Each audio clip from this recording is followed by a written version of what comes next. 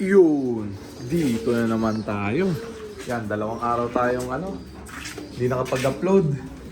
Dahil eto na, akit na natin. Yan, pag 2 hit box. 2 hits box yan, grabe. Yung mga jet fighter natin, pang norte. Ayan na. Ito pang OLR ko sa Alegre tong isa. Lalagay ko na muna din ha. Ayan, meron tayong isang pang Alegre OLR. Lagyan muna natin dyan. Yan, blue bar, nagpe-pencil. Terminator line. Yan, pang Alegre natin yan. Patigasin muna natin siya dyan ng konti. Mga last week na tayo dyan. Yung mga pang buzzer beater na submission. Pagulang-gulangin lang muna natin ng konti. Tapos yung mga kasama niyan sing-singin pa lang. Ayan, dyan lang muna siya ha. Ito yung mga ending birds natin, linggo ang shipping ng mga to. Ayan, bukas pipicturean ko na yung mga tatamaan sa linggo. May mga slot pang available para sa laban natin sa linggo. Kaya mag-message lang sa mga gustong tumalpak. Yung mga basher natin, magsipagtalpakan na rin kayo ha. Kesa masampiga ako kayo ha. Ayan, yan muna natin sila dyan. Ayan, check natin. Ito, anak ni Borga, 2. Isang pula, tsaka isang medyo nagda-dark check.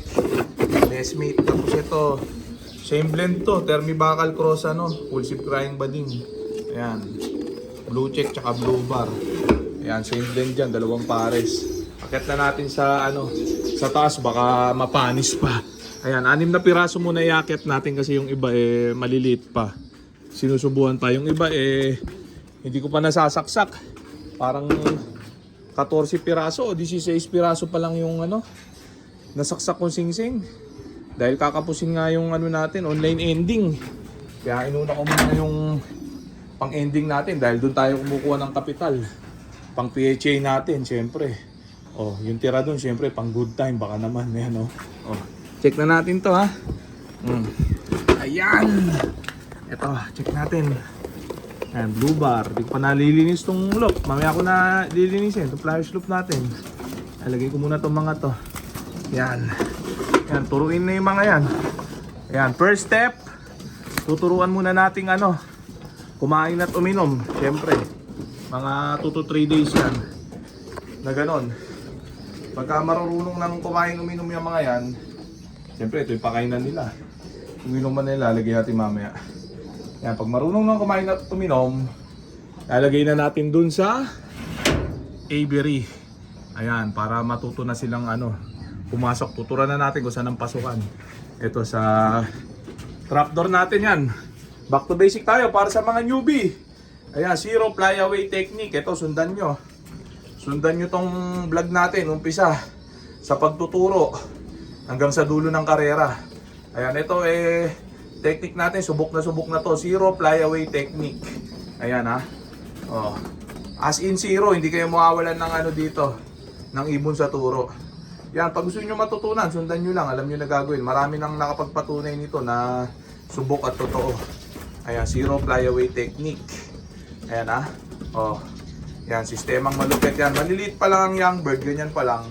Winawalay ko na. Ilalagay ko na dito sa loft para turuan kumain, uminom, tapos mag-viewing sa aviary. Napaka-importante na meron tayong aviary. Yan. Yan ang nagsisilbing viewing nila. Tsaka ito, ganito kasi yan Yan. I-detalye natin para sa mga newbie. Yung mga basher natin, makinig na rin kayo. Ayan ha. Hindi para pambubulabog, pamemeriwisyo lang ginagawa nyo. Yan. Dito lang sila, mga 2 days sa puro ganun. Stand dyan lang sila. Tapos bubuksan ko lang to. Ayan. Lalaro-laro sila dyan hanggang sa matutunan nila na dito pumasok. Hanggang sa yan. Pupunta sila dyan, matutunan nila pumasok dito. Sa trapdoor. Yan ang dyan, importante. Naka-viewing na, matutupang pumasok dito sa trapdoor. Yan, mga 2-3 araw na ganun lang. Ayan, pag medyo mahaba na yung mga pek-pek pak-pak nila, ayun, pwede na silang ilagay dito sa landing board. Huwag niyong bubugawin, dyan lang sila. Dito, nilalagay ko lang sila dito, tapos bubuksan ko tong ganun. Kung sana sila maglalabasan yan. Yan. Tapos nun magpipitik-pitik na yan. Bubong-bubong ng kapitbahay. Hindi sila pipitik na malayo kasi nga, kaya nga kailangan ganitong edad sila winawala Tansya ko dito mga 25, 26, 27 days. Yan mga yan. Ayan o. O, sakto yan. 2 to 3 days turuan kumain uminom. 2 to 3 days i-viewing at turuan pumasok sa trapdoor. After nun, sakto mga ika 33 to 35 days maximum. Pwede na silang palabasin. Hindi pa nakasagad yung dulo ng pakpak nila, yung pang number 10 at pang number 9. Kaya tsaka masyado pa silang bata nun para mag-raging, para pumitik na malayo. Ipitik yan sa bubong-bubong na ng kapitbahay, tapos babalik din agad dito sa landing board. Yun, nakakapag-marking sila mabuti. Ayun, di ba? O, tapos mga 1 week lang na straight, gawin nyo yung ganong sistema. Makita nyo, pipitik-pitik na yan ng mga padala-dalawa, patatlo. Lalapag dito. Pag nakita nyo medyo tumataas na yung lipad at nagiging stable na yung lipad, ayun, sa ano yun, sa loob ng 1 week na yun, yung ika 1 week na nila na ronda yun. Tsaka na ibabartulina na mga 2 to 3 weeks dito, kahit tulog lang sila. Huwag niyong pawawalan. Yung 2 to 3 weeks na yun, palilinawin ng mata, patitigasin ng katawan. Yung tipong gagaspang na yung mga lieg nila. Ayun, ganun ang technique. Pagugulangin sila dito. Total, nakapag-marking naman na sila sa labas. Importante lang naman dyan yung matutunan nila yung pag-landing dito sa landing board pagkagaling sa lipad. Ayun, tapos after 2 to 3 weeks nun, medyo veterans na yung mga yan. Maisip na yung mga yan. Yan, kahit pawalan nyo na yung mga yan. Yung kahit mag-raging yung mga yan, sigurado, 100%. Babalik sila, hindi sila mawawala. Kasi yung hindi nyo binartolina, dinire-diretso ng pawala.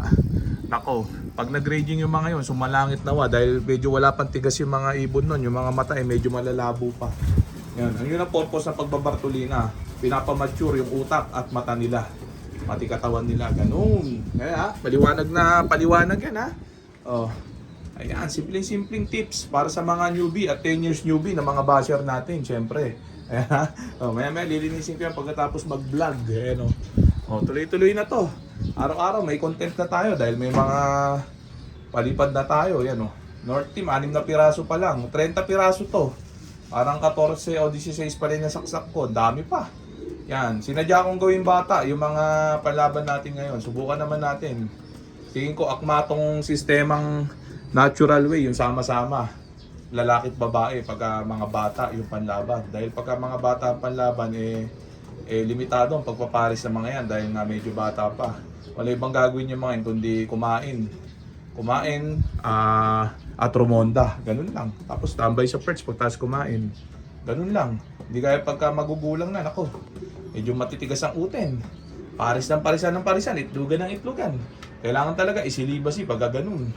Ayan, so okay na muna siguro yan mga tropa. So dito ko na muna tatapusin tong video na to.